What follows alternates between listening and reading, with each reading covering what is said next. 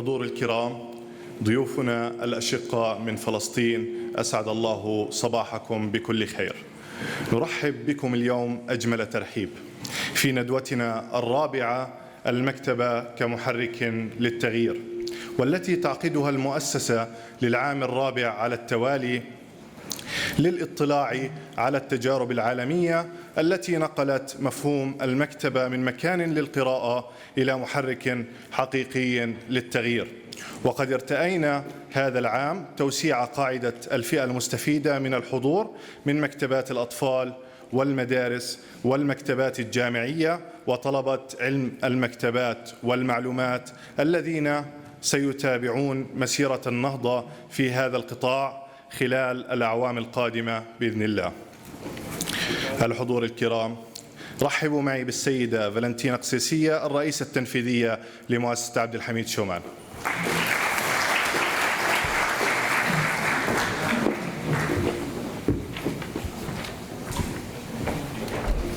صباح الخير.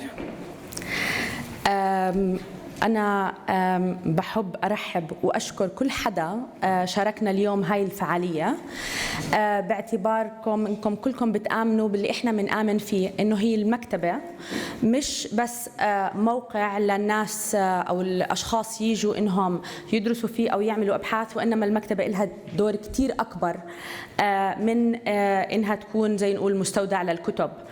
إحنا صرنا 4 سنين عم نعمل هاي الندوة، وبلشت فكرتها بأنه إحنا كيف بنقدر نطور دور المكتبة لتكون بتساهم برفع من مهارات الأفراد، بالإضافة للمعرفة، بالإضافة لأنها تلبي احتياجات كتير من الفئات الموجودة في المجتمع المحلي. بأكثر من يعني اجتماعات مع أشخاص من الرواد اللي بيجوا عنا على المكتبة، بالإضافة لأشخاص ما بيجوا عنا على المكتبة، كانوا دايما عمالهم بيقولوا إنه إحنا يعني خلص بنقدر إنه نقرأ كتير إشياء أونلاين، إحنا مو محتاجين المكتبة، ولكن إحنا محتاجينها لخدمات إضافية. يعني إحنا محتاجين إذا بدنا نعمل أبحاث، إحنا محتاجين نتعلم كيف نعمل الأبحاث، إذا إحنا محتاجين إنه مهارات إضافية، إحنا محتاجين المكتبة توفر لنا بالإضافة للكتب توفر لنا هاي المهارات. وإحنا دايما بنقول إنه إحنا في الوطن العربي إحنا شعب غير قارئ، وطلع أكثر من نسبة على موضوع القراءة في الوطن العربي اللي بيحكي إنه 6 دقائق بنقرأ، أو عدد الكتب المنشورة باللغة العربية كتير قليلة مقارنة بالغرب. فقديه كان دور المكتبة أو دور المكتبة كتير مهم بإنها تأثر على القراءة، واللي هي بالآخر إحنا عمالنا بنحكي القراءة يعني باتجاه المعرفة، أو إنه القراءة بهدف كمان الانترتينمنت، أو اللي هو إنه إحنا يعني نستفيد من الموارد الموجودة في المكتبة للترفيه. الشغلة الإضافية اللي إحنا كمان حطيناها إنه قديش هو دور المكتبة، إنها لازم تكون محرك لتغير كتير في المجتمع، أو تساهم بحل مشكلات بيشوفها المجتمع مهمة كتير. تفرجنا على عدة نماذج، عدد من زملائي كمان راحوا وزاروا عدد من المكتبات خارج الوطن العربي، وشفنا قديش تغير مفهوم المكتبات للي احنا بنعرفه. صرنا نشوف انه مزبوط المكتبة موجودة لتساعد بالاشخاص اللي بدهم يقرأوا، اللي بدهم يعملوا ابحاث، بس كمان عم بيقدموا خدمات للمجتمع من خلال ايش الوظائف هلا مثلا الموجوده او رح تصير في المستقبل. فكتير منها بيعتمد على التكنولوجيا، فالمكتبه لها دور في انها تساهم في توفير مهارات التكنولوجيا الجديده حتى الاشخاص يقدروا يواكبوا المستقبل. مثل الجيمنج كمان، اللي هو كتير احنا منا عم نشوف قديش اهميه الجيمنج او الالعاب المبرمجه في انها تطور مهارات وبتساهم بالتعليم. يعني كتير كمان من التعليم هلا عماله بتحول لأساليب بالتكنولوجيا، وكلها هاي الخدمات عم بتقدمها المكتبات، بالإضافة لندوات ومحاضرات من خبراء لهم دخل في التحديات اللي موجودة. يعني إذا في تحدي مي فبصير في أبحاث ولقاءات مع أشخاص لهم بالمي، بالإضافة لكل مجالات خلينا نقول الثقافة، من موسيقى، من مسرح، من عدد مختلف من هاي البرامج اللي عمالها بتتقدم. فحبينا انه احنا نطور عنا مكتبتنا اللي موجوده في مؤسسه عبد الحميد شومان. هاي المكتبه صار لها 32 سنه، فقلنا طب احنا كمان بدنا يكون لنا دور في انه احنا نشبه أو إنه نساهم بإنه نغير بشكل مكتبتنا. ولما بلشنا نشتغل على هذا الأساس حسينا إنه طب ليه إحنا بس بدنا نشتغل على مكتبة مؤسسة عبد الحميد شومان، إنه ممكن نوفر هاي الخدمة كمان لكل المكتبيين اللي موجودين في الأردن وفي فلسطين، اللي إحنا كمان عنا جزء من الدعم تبع المؤسسة بيروح لمكتبات فلسطين. إذا إحنا قدرنا إنه نأثر بلو 1% من المكتبات اللي موجودة في الأردن والفلسطين، فممكن إنه يعني نساهم أو نأدي خدمة للمجتمع. هيك بلشت الفكرة. زملائي في المكتبة وعلى رأسهم زميلتنا أفنان العواملة عملوا كتير أبحاث وشافوا مين أفضل الأشخاص اللي بيقدروا إنهم يساعدونا إنه إحنا نتفرج على نماذج مختلفة من العالم. هاي السنة الرابعة إحنا معنا أشخاص من أمريكا ومن جنوب أفريقيا، بس قبلها كان عنا من ألمانيا، وكان كمان عنا من أمريكا، وكان عنا من الهند، وكان عنا من يعني من الجنوب، من دول مختلفة، لأنه ما بدنا نركز بس على دولة معينة أو جهة معينة، لأنه كل حدا عنده نموذج مختلف بيعتمدوا فيه كتير على حاجة المجتمع. فمنحب إنه نسمع من كل الأشخاص، واللي بيشبهنا منحس إنه ممكن إنه هذا نستفيد منه أو هذا النموذج نقدر نستفيد منه. عشان هيك كل سنة عمالنا بنجيب خبرة جديدة. السنة الماضية سمعنا كتير لملاحظاتكم ولملاحظات زملائنا اللي معنا في مختلف الدوائر. كانوا عم بيحكوا إنه إحنا في عنا مشكلة تحدي المساحة، فكيف بنقدر نتفرج على نماذج الناس كان عندهم مشكلة في المساحة، حتى إنه إحنا نقدر نستفيد من المساحة الصغيرة الموجودة عندنا، بس نقدر نأدي خدمة كتير كبيرة. كمان نفس الإشي سمعنا من المكتبات اللي بالجامعات إنه ما في إشي متخصص بالنسبة لنا، فحبينا إنه إحنا نشوف نماذج لهذا التخصص. فبنحب دائما نسمع منكم أي تعليق أو أي ملاحظات، حتى إنه إحنا نطور في خدمتنا لهذا خلينا نقول مجال المكتبات. وكمان من المدارس كانوا عمالهم بيقولوا إنه إحنا بدنا إشي متخصص للمدارس، لأنه المكتبة العامة بتختلف كمان شوي عن المدارس، فكان في كمان هاي السنة جبنا متخصصين في هذا المجال.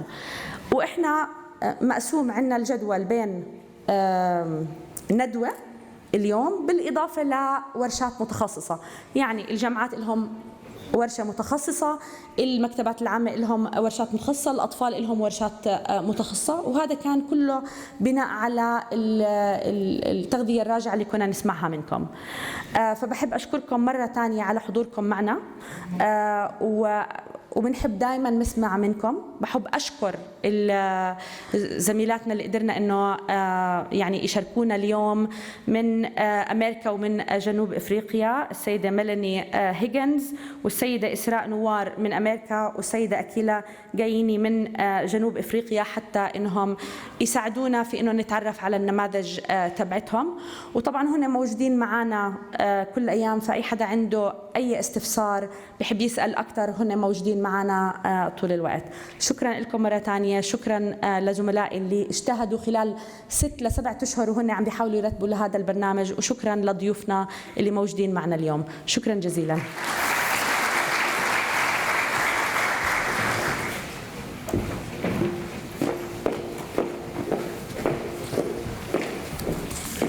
الحضور الكرام، سنبدأ الآن بعقد الجلسة الأولى من ندوة المكتبة.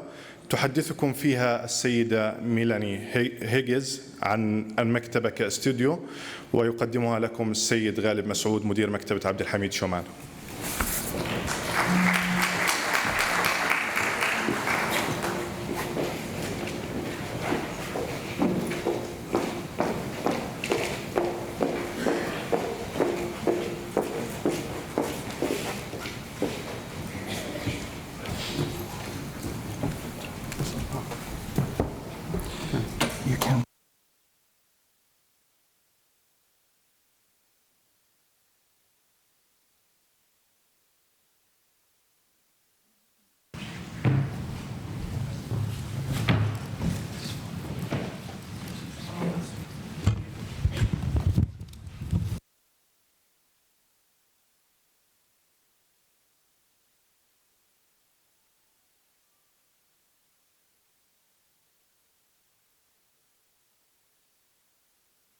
والزميلات، أسعد الله صباحكم.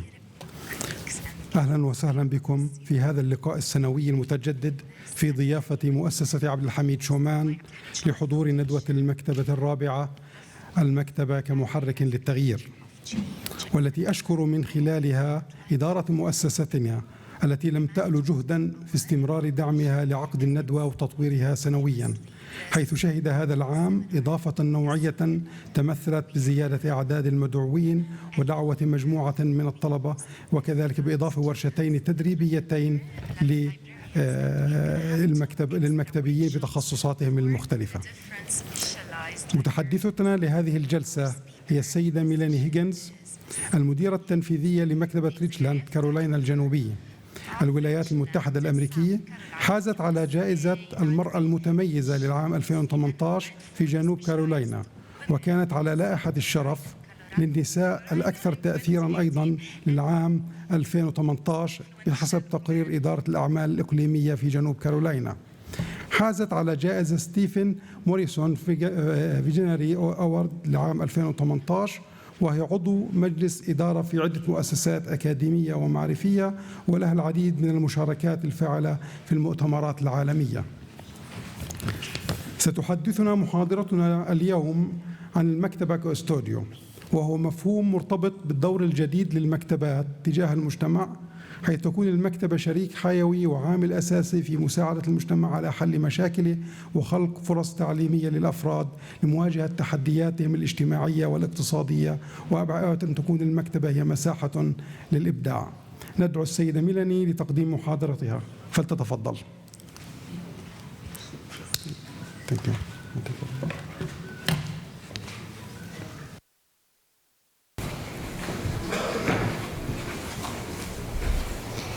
Good morning.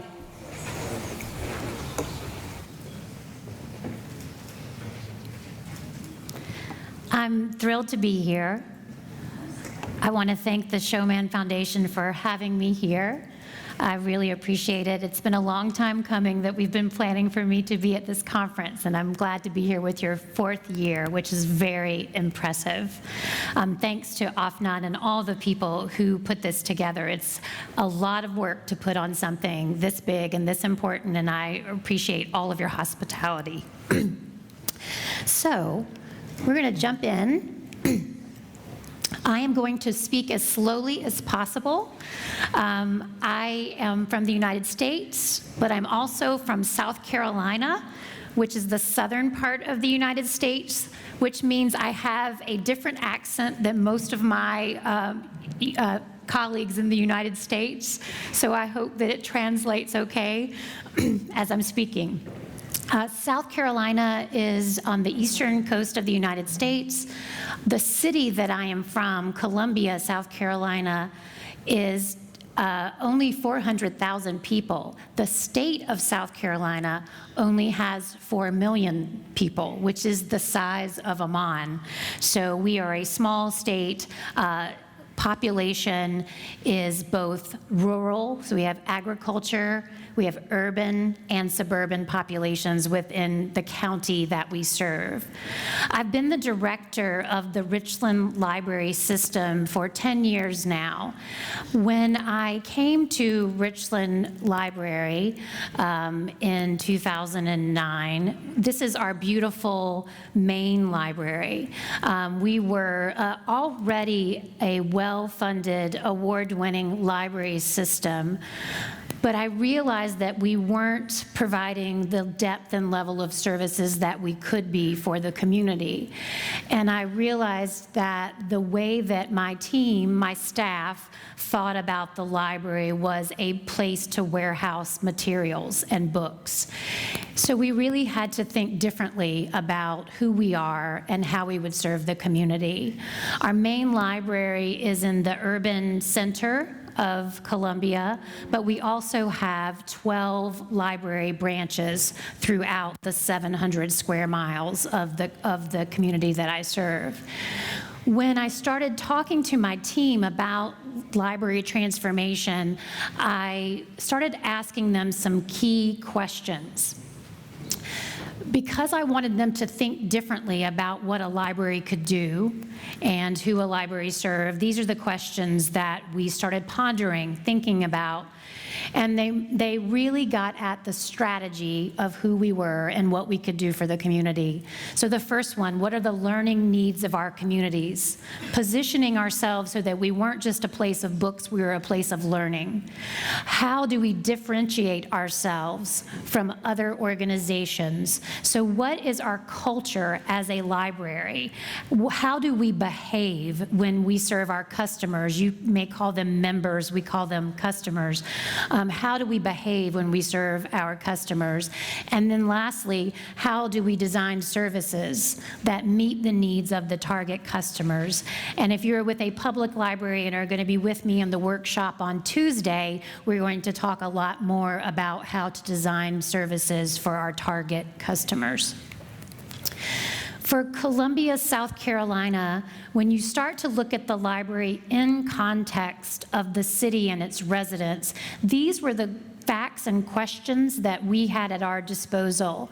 We know that in South Carolina, and actually in the United States as a whole, that by 2020, half of all workers, 2020 is next year, so half of all people who work in the States and in South Carolina will be independent freelancers, which means they will own their own business or they'll be working for multiple companies as consultants. That is a fact that impacts the way that our community is built and the way that we design services. The other facts that we had and knew that the library could have an impact on are these indicators of competitive communities. Just like Amman and just like cities all over the world, we are competing for talent. We want to attract and retain talented, smart people. We want people that go to our universities in our cities to stay after they graduate. And we know that we are in a knowledge economy.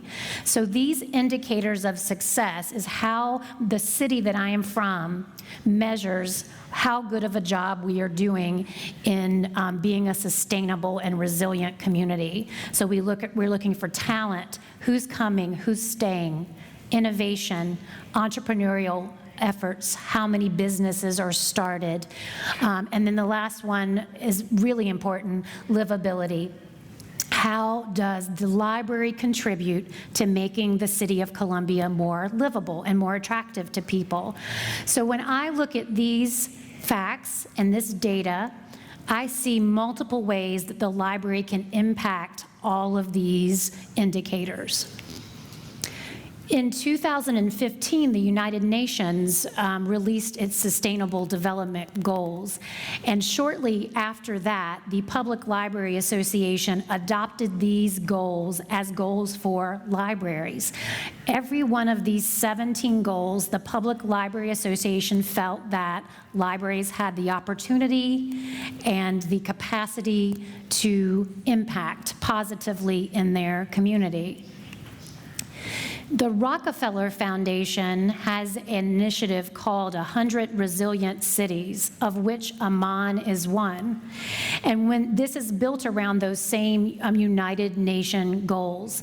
And when I was reading this Vision for Resilient Amman, preparing to come here, I was struck by these words, because you'll see that as I talk about the transformation of my library, words matter, and the way we talk about ourselves matter, and the way we behave matters. And I love these words because I think they also apply to how we want our public libraries, actually all of our libraries, school libraries, academic libraries, to function.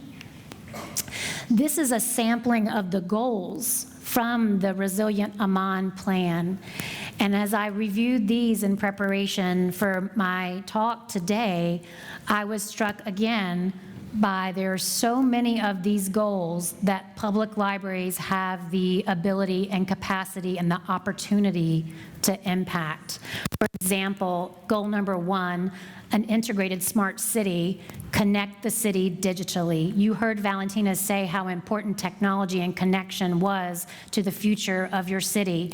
That is true, as well as goal 3, an innovative and prosperous city. You can see B, support entrepreneurs, startups and incubators. That is what's going to make Amman a resilient city, and empower women. There's a goal in the Resilient Cities Plan to have 25% of women in the workforce within the next 5 years for Amman. So how do libraries play a role? What's the possibility there of libraries playing a role in making that happen? So I want to go back to my library story because I love that the conference name is Libraries as Engine of Change, because there are a couple of things I want to make sure that I point out. It's going to look like my library has had a dramatic transformation, and it has, but it's not all about the physical space. To me, and the question I always get when I do this presentation, it's about how did you get the staff to support the vision? How did you build the culture that would make all of this happen? So I'm going to show you some beautiful pictures of lovely library spaces, but I want you to know that none of that matters if the staff are not on board, okay? So this is what my library used to look like.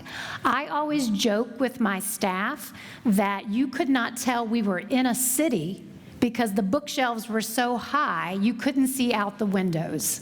And so one of the first things we did in the renovation was take the shelves down so that the people, not the books, had the best view of the city.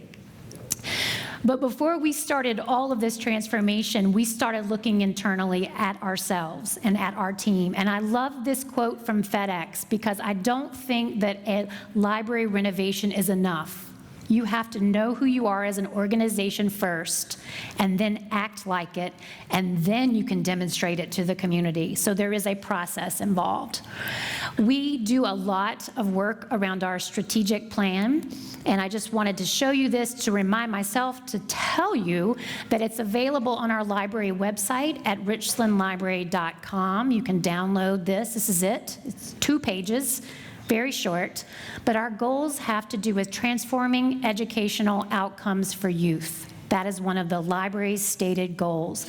One of our goals at the library is to help create a strong and resilient economy. We own that. We believe that that is the public library's job to help create a strong and resilient economy. This is the part that I was saying in the beginning. When you ask what are the learning needs of the community, you have a strategic plan. But when you ask the question, how are we different from every other organization that serves people in the community, this is the way that my library differentiates itself. We promise to be these things, these words: welcoming, caring, committed to the best, helpful, fresh and fun in everything that we do. And you're going to see examples of that. So before we renovated our buildings, before we had any money to make improvements to the facilities, this is where we started. How do we get our staff to do these things?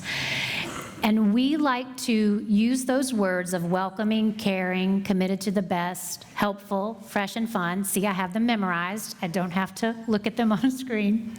We use those words to define all of these things: who we hire, our people, the place, where are we reaching out to people, programs, services are we offering, process. What is the process for signing up for a computer or reserving a meeting room? Who are our partners? And thank you. And what kind of promotions? I know we have some really fabulous PR people at the library here in Showman. What do the promotions look like? So when we started this work, we really started to train our staff on what makes a good customer experience. And basically, I can sum it up in 2 words, 2 phrases: You don't make your customers or your members feel stupid. You never make them feel like the question that they are asking is not one that they should be asking.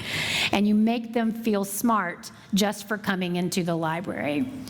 The second tenet of being good at customer experience and providing this great culture among staff is that an experience designed for every customer or every member is not going to satisfy anyone. You really have to know who you're designing a service for in order to get all of the aspects of it correct. So these two things drive the way that we think about our interactions with our customers. To make this really come home for our team, we picked this group of staff that represent those welcoming, caring, all of those qualities. And these were our library brand champions, is what we called them. And we had this group of staff starting to recognize and acknowledge their colleagues when they were acting in a way that was really honoring the customer. Another thing that we did in order to get our staff ready for this transition was we encouraged our staff to go to each other's programs as customers, because we provide a lot of services and classes, but when you're working, you don't get to go see what your colleagues are doing. So we really encourage them to go and support each other and learn from each other. We also believe that play is an integral part of building a great team. And so you can see in the picture up here, this is the team that orders all of our books. This is collection management. This is them taking a play break and coloring together, because we want to build a culture that is fresh and fun. So that means we have to act that way behind the scenes as well. Each department has one of these play kits that has paints and remote control cars in it and blocks and Play-Doh for the staff to use to take a break and to have fun together. We also provide a fund so our staff can do team building as well. And so you can see this is a group of our staff that work on the front lines going bowling together.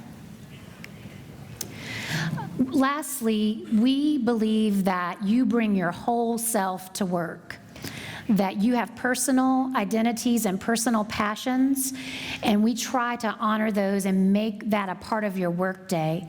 These photos are of some of my outreach team taking water and food and diapers and supplies to families that were devastated by a flood in our community in 2015. We used our library vehicles to take these materials out and partnered with organizations to get the water and things donated. And this is our staff going out and making these really vital connections with the community. We also will go to restaurants during happy hour and show people how to download materials. So place doesn't always mean in the library for us. Obviously, place is also out in the community. And we have this Learn Freely bus, which is a mobile classroom that we take out to do everything from basic digital literacy classes to creating a after-school homework environment so 12 kids can get on the bus at the same time and get tutoring and help with their homework. And we do simple, fun things. This is another place-based activity. We have a book trike that we take out onto the street to festivals and events, and we actually give books away for free on the book trike. And our foundation paid for the book trike. This is a way that we turned our parking lot into a park for an afternoon by rolling out AstroTurf, some fake grass out on the parking lot, setting up a stage and having a band. So when you're thinking about something that you can do without a physical library that actually accommodates these things, there are ways that you can create place in spaces that you never imagined. This is one of our nursing mothers' rooms. We have quiet rooms for moms and their babies so they can attend to their babies in private. And we also try to make sure, and you'll see more of this in just a minute, we try to make sure that each location reflects the community it serves. This is one of our branch renovations that we did years ago. And we collected historic photographs from the community, and we had them vote on which ones they liked the best. And then we had them printed so that they're all on the end caps. And this woman is standing beside a picture of her grandmother, who was a teacher in an all-black school in that community. Process was one of those other P words that I mentioned, and what we take exceptional care of is our new hires, people who are just on board as staff. We make sure that their first year is one where we teach them that focusing on people is more important than focusing on process. And so we make sure that everyone is oriented in the same way.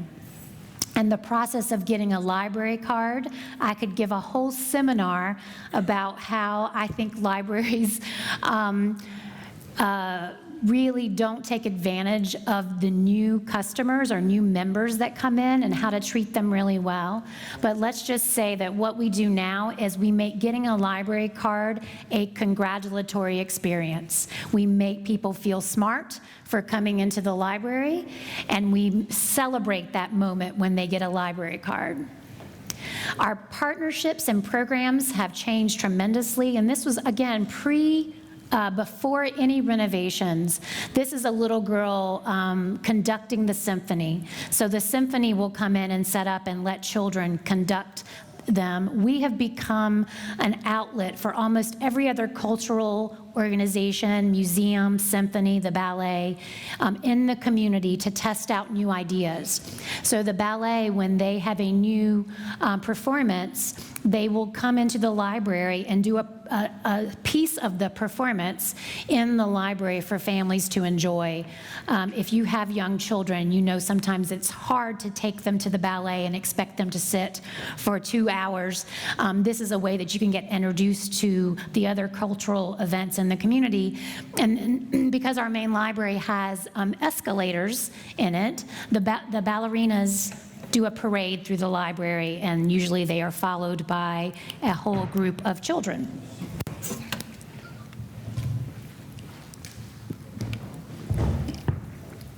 So all the work that I'm showing you to this point were things that we did before we made any improvements to our physical buildings. And I can't stress that enough, that if you're going to be an engine of change, you have to have your team on board with that concept.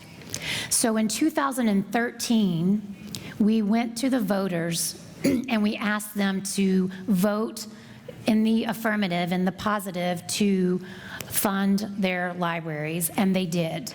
So we received about $60 million to make improvements to every single one of our libraries. And again, where we started with this idea, this concept, is what are we doing in our spaces now that they were never meant to support? And your library is 30 years old, so think about the difference between now and 30 years ago. What people want to do in your space is not necessarily what it was designed to support. So here, if you sew, you know that you do not sit on the floor and use a sewing machine. That is not the way that it works. But we were having sewing classes without the right space to have these in. We were doing basket weaving in makeshift studios, dance classes that we had to do outside, which is still fun, but outside because it was too loud for inside the library. And then children's programming, we were doing a lot of it just out in the library because we had no meeting rooms or spaces that would accommodate children's programming. And then teen programming as well. This is a homework support group, and you can tell by looking at the picture, there's a stack of chairs in the corner, and these tables can break down and set up and be reconfigured, but none of it was really designed to support the kinds of programs and classes that my team was already doing and wanted to do more of. So that's when we started coming up with the idea of library as studio.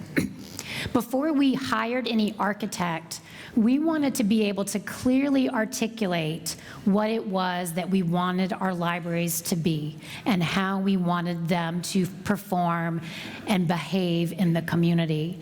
And if you go to learncreateshare.vision, you can download the entire framework that we used there. We have shared that widely, because I think it's important for people to see case studies of other places that have had some success and models that you can follow.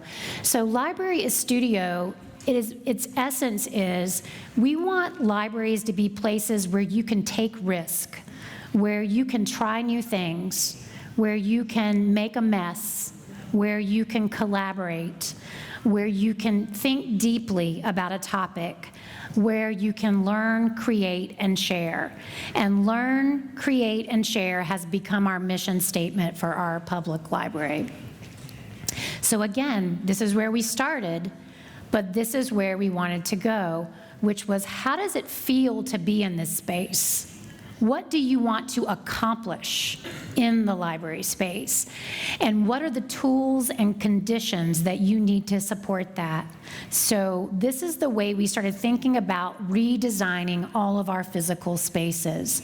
So when we hired our architects, we made sure that they understood the vision that we had that was part of their interview process. We gave them the vision and had them react to it. And again, at the heart of the model is that we are designing spaces to meet the needs of customers. We were trying not to design libraries in the very conventional way, which is you have a children's department over here that does this, one activity, you have a research department over here who does something else, and maybe you have a staff that serves teams. We were trying to think of it as a more holistic approach. And remember, we have 13 locations, and every neighborhood has different needs. So we needed a model that could be flexible. We put together a team of staff, cross-departmental staff, to really start thinking about what made each location different, what made each neighborhood different, what were their needs, what were they trying to accomplish. We started storyboarding, using pictures and drawing to really envision the future of our spaces and services. We used a lot of Post-it notes. And we really focused on changing the way that we work. So it wasn't just how do we need our space to function, how do we need our staff to function? And I love this one because this was an idea that came out of a workshop, that if we're gonna have these spaces for entrepreneurs and places for people to make messes, we need a studio activator. We need someone who knows how to activate these spaces. And we have several actual studios in our library now, and several people who actually have that job. And you're seeing Jordan, who is showing one of our customers how to operate the saw in our workshop. So I know this is a lot of words on a page, but I wanted to show you this slide because this is one architect's interpretation of, on the, let's see, how to do it here? All of these are activities. That's all, excuse me, those activities are what the community wanted to be able to do in the space. Pardon me. So everything from spending time with my children to sewing to having a book group discussion are all in the activities list. Then on this side, it is how does that line up with the library as studio model? What does that space need to feel like? What does it need to do? And then what are the primary focus of that branch? And this particular branch library had education and growth, which is children's services, arts and literature. This is a community that reads and reads a lot. And then teen services as the primary focus points of that branch. They started putting these ideas on paper, the architects did, and really starting to think about how the spaces would interact. And this is one of the few projects that we did which was actually new construction. Most of our libraries were renovation, taking an existing library and making it better. This one was new, and this is our Ballentine Branch. So this is what it actually looks like on the site.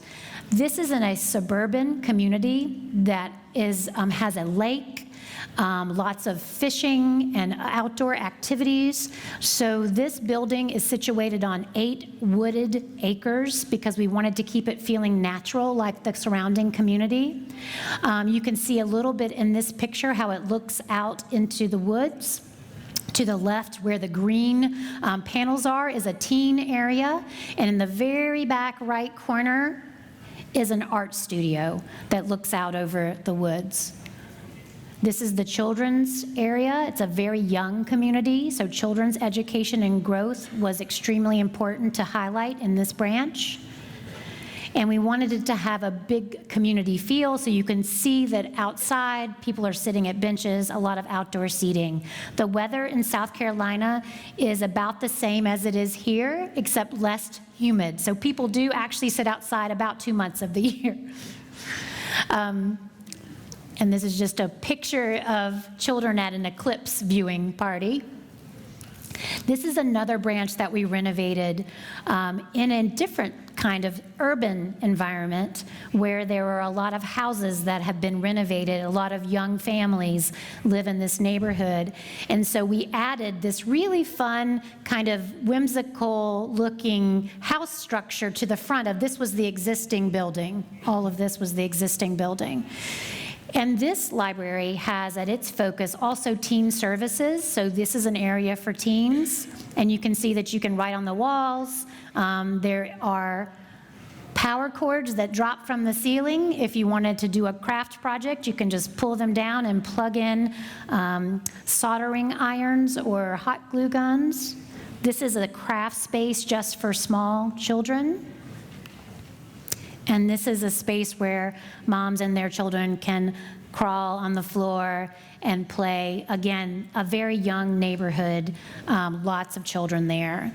This is one of our branch libraries that is in a less affluent community. A high percentage of people do not have internet access at home in this neighborhood. And so we really focused in this neighborhood on business and careers. We have a space that is just for video conferencing in this particular library. And we have a recording studio, so teens and adults can come record music or do school projects in a space that was designed for them. One of our libraries, this is also a renovation, is in what we call the International Corridor, and it is the most diverse part of our community. And it was really important for the design of this library to reflect the communities that people represent. And so, and this is the children's play space, and you can see that we have this silhouette of a town on the wall. It could be any town or any city. It wasn't meant to reference just one particular city. And then you can see on the floor, if you can see that, those are maps of different cities that represent where the community is from. Because it's the International Corridor, this is the neighborhood library that has a teaching kitchen in it. So we have a culinary program here because we wanted to highlight the cultures that exist in this neighborhood, and food is certainly something that brings people together. And then lastly, I wanted to show you this library because this is a neighborhood that is predominantly African American, very poor, and one that did not have a library branch in it. This building is a convenience store, a discount store that existed and was vacant. And we took it and renovated it and turned it into this. It just opened about 10 months ago, and it is really focused on providing business and career support to the community. Again, we use photos from the community to create this beautiful piece of art in the library. Lots of technology adaptation, computers that people can use for homework and business startup, and a beautiful space for children. Teen programming is after-school programming is really important in this community as well. If you want to see more pictures of our libraries, you can go to buildingyourlibrary.com. All of the pictures are there. You can do virtual tours of all of the branches. I wanted to end with a picture of Main Library because even though this building is not much older than your library, it was built in 1993, again, so much has changed about the way that people want to use libraries and what our community needs.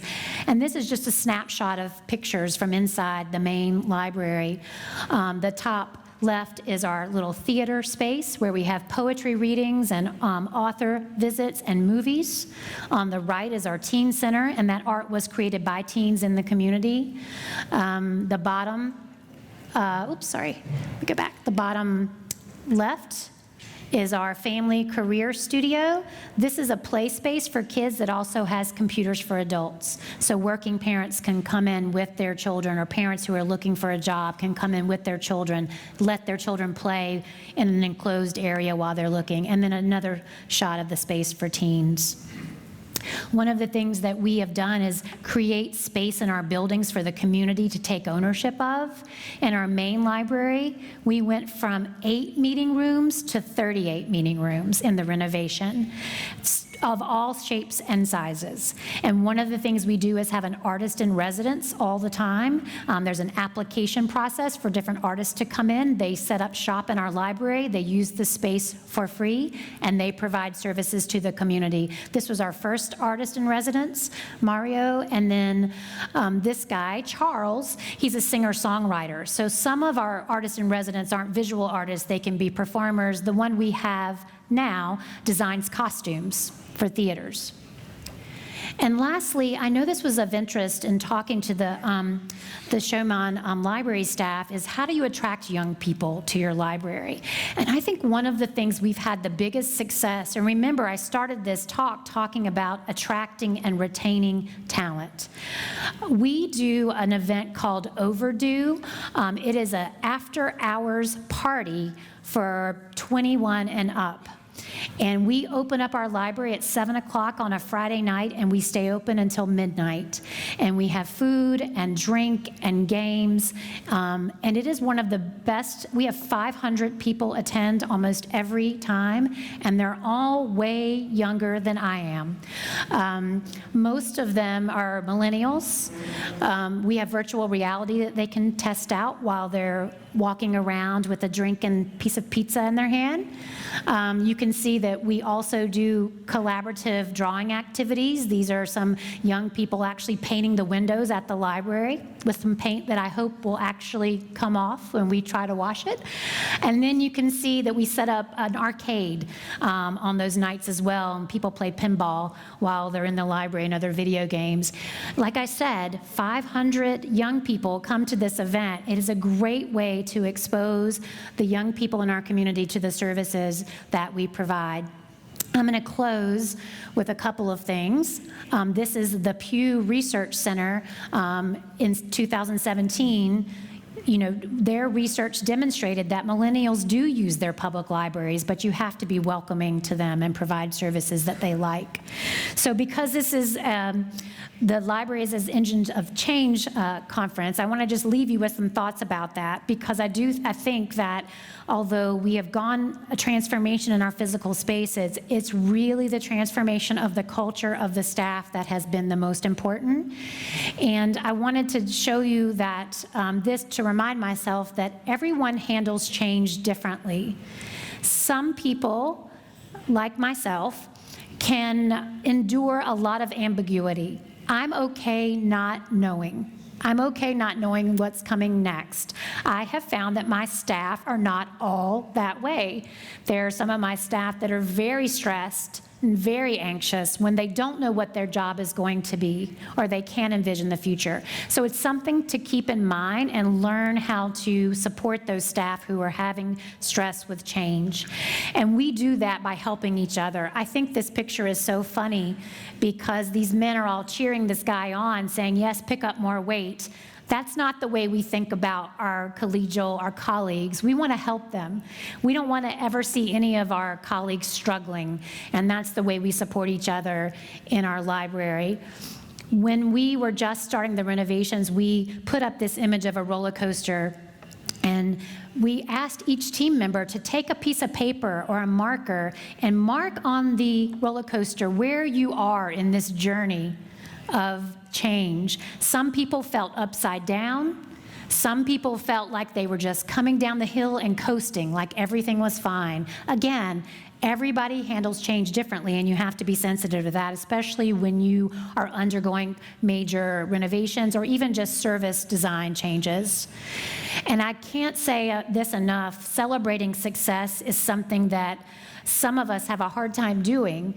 When I'm always focused on the next accomplishment, it's hard for me to stop and take a moment to celebrate where we've come. And so we actually build in these celebrations 2 major projects. This was me and some members of my team taking time at a branch library to paint pictures after we had just finished a large project, just having fun together, not talking about work, doing something celebratory was really important.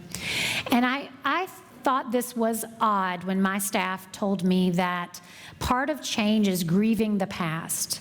Part of change is letting go of what used to be. And again, I've already admitted to you that I'm okay moving forward and not knowing, but a lot of my team was sad about the way that we were changing.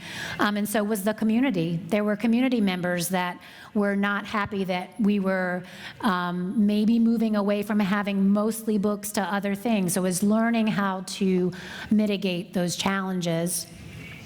Making room for the future is something that is really important. And I have this example here. This is one of our storytime areas for children in our branches. And I had this really complete vision that I wanted children to feel like they were sitting on the inside of a flower when they were having story time. And this room, what you can't tell, is open in the back. There's no doors. You just kind of come into it. And my staff was terrified. They said, how are we going to keep the children in the space if they can just walk out?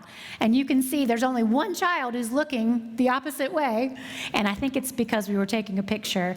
But you have to trust that someone has a vision and that they know how to make it happen, just like with the studios. Lastly, I wanted to show this picture because we believe in prototyping, trying something in an inexpensive, small way before you spend a lot of money to make something happen. And this, you can see, is one of our branches before renovation. We bought some IKEA furniture, and I passed IKEA on the way here, so I know that you can get this furniture here, and tested what it would look like to have a smaller service desk, a smaller reference desk, before we took a sledgehammer to the big desk and really renovated the way that it looked and felt. And this is what our desks look like now. They are probably a quarter of the size they used to be. We actually prototyped these in some cheap wood before we built them in the final product, just to make sure they worked for the staff. And I will end with this, because no engine of change, library or other, can work without empathy. You have to have deep caring and commitment to the community you serve, to your colleagues, to the city that you're in, and you have to be committed to making those relationships positive and strong to have any change that is significant and relevant to your community. So with that, I thank you for allowing me to talk to you this morning, and if we have time for questions, I will certainly take them. Thank you very much.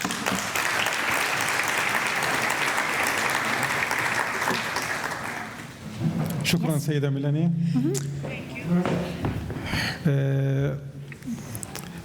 نشكر على المحاضرة القيمة اللي أشارت إلى الدور الجديد في المكتبات وتركيزها في البداية على دور الموظفين والصفات اللي يتحلى فيها الموظف في المكتبة. رح نتيح الأسئلة الآن. أي شخص بده أو من الزملاء حاب يحكي يعرفنا عن نفسه في البداية. معنا ربع ساعة فقط لا غير، أقصى وقت. في حد حاب يسأل؟ وين الميكروفون بس؟ دكتور ربحي، دكتور نضال، دكتور تفضل. My name is Rabhi Alayan. I am a full professor at the University of Jordan. By the way, I graduated from School of Library and Information Science at the University of Pittsburgh, Pennsylvania. So you are welcome to Jordan, and thank you for your successful presentation, and I hope you will spend nice days in Jordan. Okay. You mentioned in your strategic plan, the item number 5 was fresh and fun. This is new in our libraries, so we need more details about this item. The second question, from my point of view, you didn't mention anything about the handicapped people and how do you deal with them, what library services you offer for them. And thank you again for your presentation. Thank you. Can I use this mic? Yes. I don't have to keep this on my head. Can I use this mic? Okay. Okay. Thank you for your question. So fresh and fun. Wow. You picked the hardest one to describe of everything that is on that list, because it means a little bit of something different to everyone. The way that we think about it is that we want people to be surprised. So you saw the picture of the book trike. You would come across that at a festival and be surprised that the library was there in that way, represented in that way. Sometimes we have artists that do artwork on the windows of the library. Sometimes we have artists in the library doing paintings as people are walking by. And really it comes down to just making them feel like every time that they come, they're going to be delighted that something different is going to happen. Everyone doesn't have the personality to be fresh and fun, so we don't expect that every staff member is above and beyond, but we do want to provide what my team calls these moments of delight for people. So I hope that answers that part of the question. As it goes with working with people with disabilities, well, in the United States, first and foremost, there are regulations that require libraries to be designed in a way that are universally accessible. So the physical design is one that works for everyone of every ability. However, programs and services are very customized to each neighborhood. So we do have a really wonderful relationship with our state library who provides services for the blind. So we can borrow things from them, recorded books from them, any book that any person that has vision challenges wants to read, we can have it recorded for them, which is a really nice service. We do a lot of work with children with autism and sensory disorders. So one of the branches actually has a sensory room in it. It's a beautiful small room that you can go in, and there are calming mechanisms from sounds and light and different equipment that parents can use with their child to calm them down. So we focus a lot on children with sensory disorders. And lastly, another big focus in service for us is children with dyslexia. So children who have a learning disability, we actually have staff that are trained in a multisensory method of teaching children to read. And we provide free tutoring for kids who are struggling readers.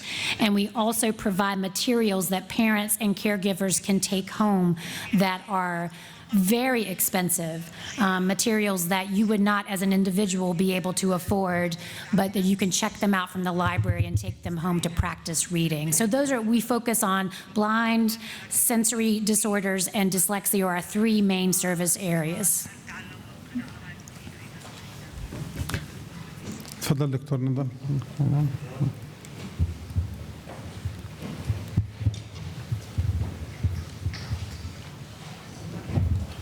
بسم الله الرحمن الرحيم.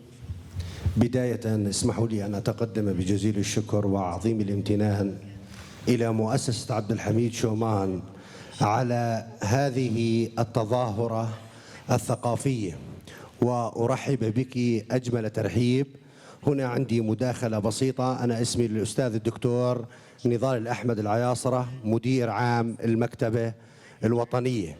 بحب يعني من خلال ما لاحظت من عرضك الجيد بأن المكتبة أصبحت تخدم المجتمع وتقدم برامج. احنا عندنا الآن في المكتبة الوطنية أيضا حاولنا أن نخرج من الدور التقليدي للمكتبة الوطنية، فقمنا بالعديد من النشاطات خليني أعتبرها أو الأعمال التي كانت لا تقوم بها سابقا، مثل على سبيل المثال للحصر المعرض أو النادي القرائي الصيفي للأطفال، وكان لمدة شهرين ليس فقط القراءة ولكن الألعاب وغير ذلك.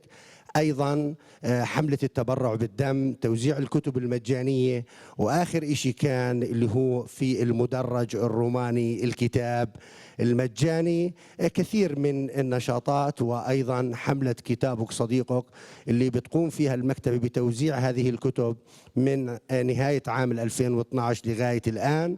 لابد بصراحة أن نقوم بعملية التشبيك مع المؤسسات.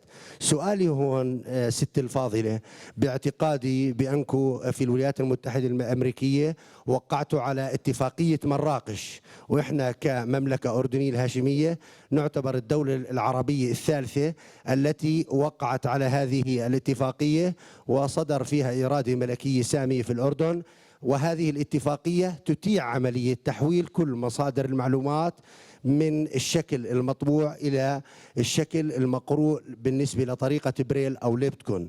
هل أنتم الآن تستطيعوا تستخدموا هذه الاتفاقية من أجل تقديم الخدمة للمعاقين بصريا وضعاف البصر؟ يعني الآن هل أنتم تستخدموا هذه الاتفاقية ولا؟ وشكرا. Thank you.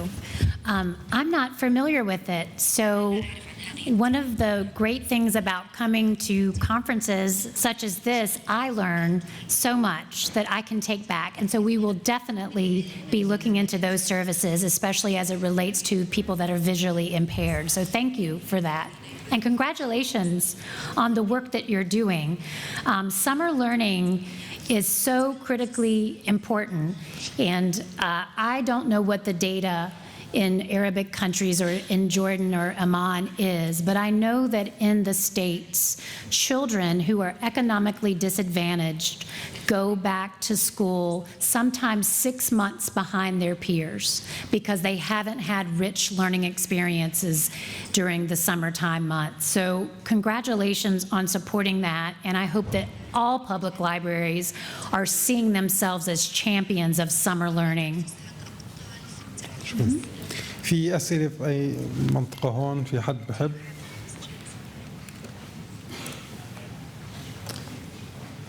تفضل دكتور.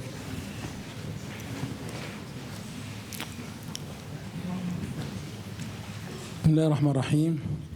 First of all, I would like to thank Шоման Public Library for this workshop, and I would like to thank you for this lecture.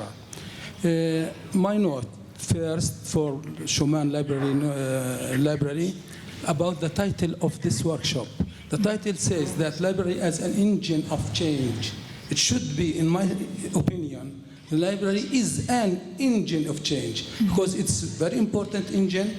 It's a comprehensive engine to change the society, to change the education, to change the political materials in the society. So this is the first. For you, excuse me for one question. You offered 3 questions in the beginning of the lecture, but excuse me for that, you didn't answer about the 3 questions to me, how the public library meets the needs of the users. You didn't mention that. This one. The second one, you mentioned that also that the place not only for the library is only the library, it's everywhere. I say that everywhere, in the school, in the house. You didn't mention the house. So thank you very much for your lecture, and thank you very much for you, and welcome in Jordan. Yes, thank you.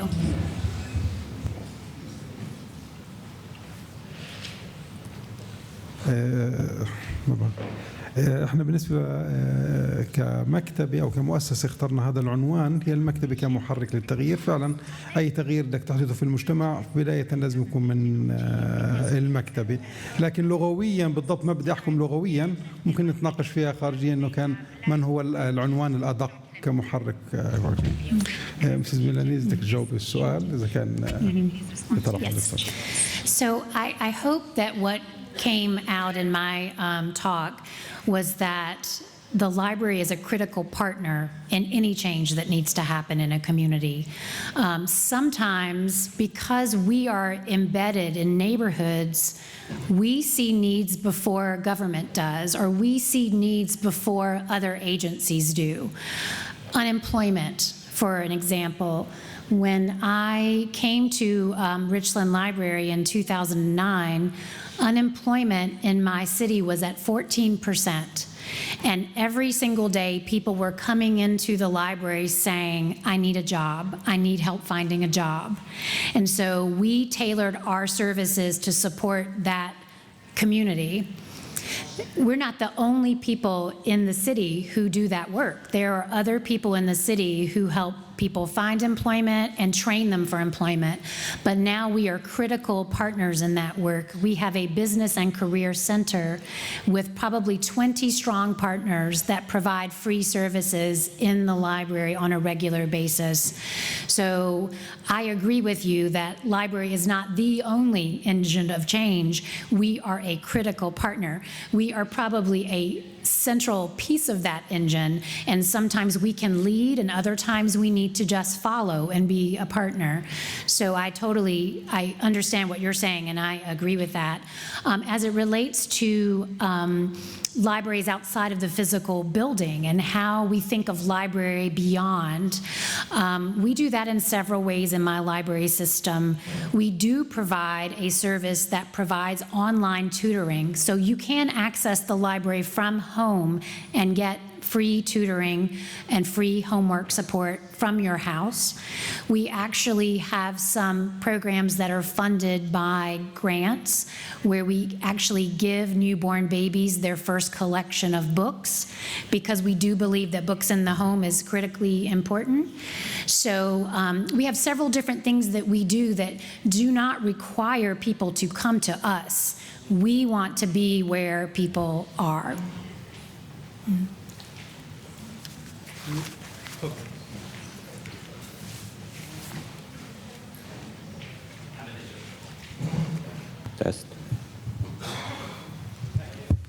محمد الجغبير، مؤسسة عبد الحميد شومان. أول شيء التغيير كان رائع بالنسبة لي كشخص بيشتغل بالمكتبة، بس كيف التغيير اللي صار أثر على تجربة الرواد أو الناس اللي بيزوروا المكتبة. بحب نعرف أكثر عن كيف تأثروا الناس بعد هذا التغيير.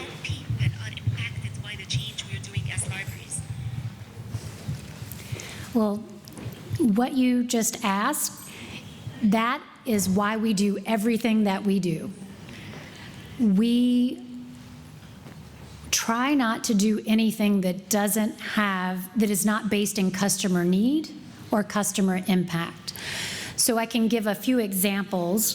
But one of the things that you'll hear me talk about if you come to my workshop on Tuesday is that we believe interviewing and talking to customers is critically important to making sure that you're spending your time doing the right things. So we try to gather data directly from people who need the service, so we don't design something that doesn't meet their needs. So that's critically important. We try to collect success stories of our customers. So if a customer comes in and uses the services of our Business and Career Center, we ask them to tell us when they get a job. Please let us know when you've been successfully employed because we want to hear those stories and know how many people we've helped. One of the things that we're doing now that we're collecting a lot of data about has to do with race relations. In the South, and especially in the state that I live in, it was built on a foundation of slavery, and we still have lots of tension between white and African American community members. So one of the things that the library has done and led the charge on is we are now trained facilitators on how to have conversations about race. So we will bring people together to talk about what it means to be white in this community, what it means to be black in this community. And to date, we've had 700 people go through the facilitated conversations, and the data and outcomes we get from that are remarkable. So we hear people say, I've never sat across the table from someone of another race and had this conversation before. It's going to make me act and feel differently going forward. So we really do believe in collecting those stories and outcomes because we want to make sure that everything we're doing has an impact on the community and the individual customers. And I hope that answered your question.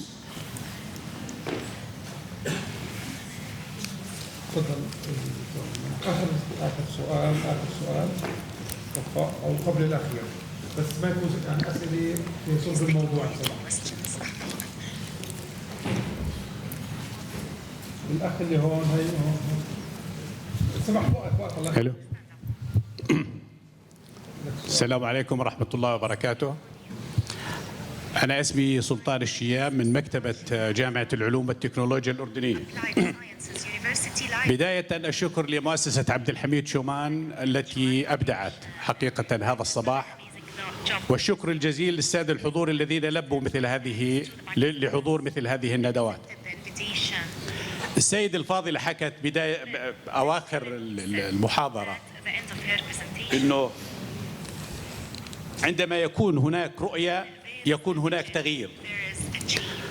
أتمنى من مدراء المكتبات وأصحاب القرار في هذا الوطن الحبيب أن يكون لديهم رؤية أكثر حتى يكون هناك تغيير، لأنه مع الاحترام الشديد المكتبة في هذا الوطن ليست لديها قدرة على إحداث التغيير في المجتمع.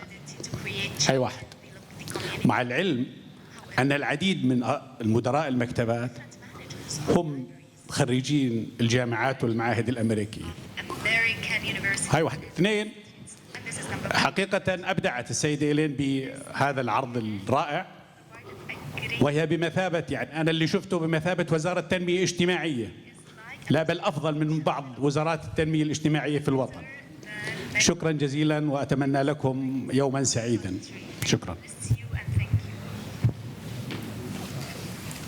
So if I may respond to that, I think that we underestimate the vision of the people who work on the front line of the library, the people who are not managers, but that interact with customers and members every single day. And I think that change doesn't always come from the top down. Sometimes change comes from the bottom up. And so one of the things that we had to do and be very intentional about was letting the frontline staff know that they were empowered and that they could make decisions. And so a part of the change has to be getting more voices at the table and not relying solely on management to be the visionaries. We hope that managers are, but sometimes that vision can come from somewhere else. So I understand your concern and what you're saying. Yes, I also want to just say that when I spoke in Sharjah a couple of years ago, the Jordanian librarians that came up to me after my presentation were the most eager and accepting of what I had to say. So I think there is a will to create a new vision. And lastly, the social work piece of what you said comes up a lot, not just when I speak internationally, but even in the United States. Even in my own state of South Carolina, people will say, why is the library doing social work? And I say, if not the library, who? If we don't step up and meet the needs of communities, who is going to do that work? And the wonderful thing about our libraries is that we are welcoming. We don't pass judgment about the questions that you ask. We don't judge you if you need help, or you need a meal, or you need to know how to get a job. We treat you with respect. And I believe that that is sometimes in the States different when at a public library than when you go to maybe a social services organization. So this idea that libraries are doing social work, and I'll end with this, is that I believe that is why Andrew Carnegie, funded and started the concept of public libraries, because he grew up poor and without resources, and he saw libraries as a portal for people who wanted to make their lives better.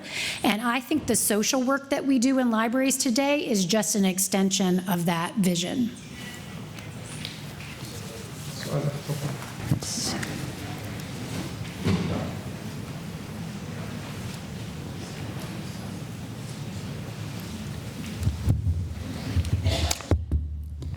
يعطيكم العافية جميعا. ورد أنا وسام موسى معلم لغة عربية وأمين مكتبة مدرسية. سؤالي عن نقطة أن تصبح المكتبة مكانا لتجارب جديدة، هل الهدف هو من خلال هذه التجارب توجيه الطلاب أو الرواد إلى قراءة الكتب، أم أن تصبح التجربة هذه الجديدة هي هدفا جديدا أو خدمة تقدمها المكتبة؟ شكرا. Yes. So I want to make this very clear. I love books. I love reading.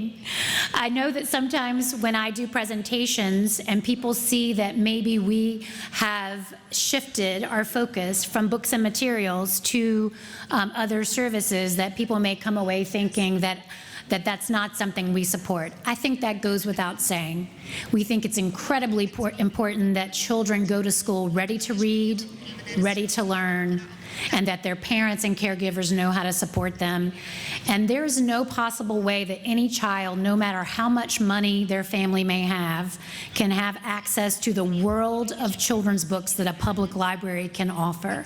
So and full confession, I'm a children's librarian. I started as a children's librarian. So that drives everything I do. That thought of how do we make sure that children can read and they're strong readers and strong learners. But I do think that, and I have 3 children of my own, they are all very different. One is dyslexic, so one struggles to read, and they all learn in very different ways. And I believe that it is a library's job to be about helping people learn. And if you learn through doing or with your hands or making, then we want to provide that opportunity for you. If you learn through reading, you're golden. We have all the books that you need. If you learn through listening to others and meeting with others, we provide those opportunities. So I agree with you 100% that reading is still core, but we have to acknowledge that there are other ways that people learn and get information and be flexible enough to provide those experiences for people. شكرا. نعتذر ضيق الوقت، ممكن يعني خلال الاستراحة تسألوا أسئلتكم. عندنا استراحة إن سمحت ربع ساعة، نرجو الالتزام بالوقت حتى نبدأ الجلسة الثانية. شكرا لكم وشكرا لاستماعكم.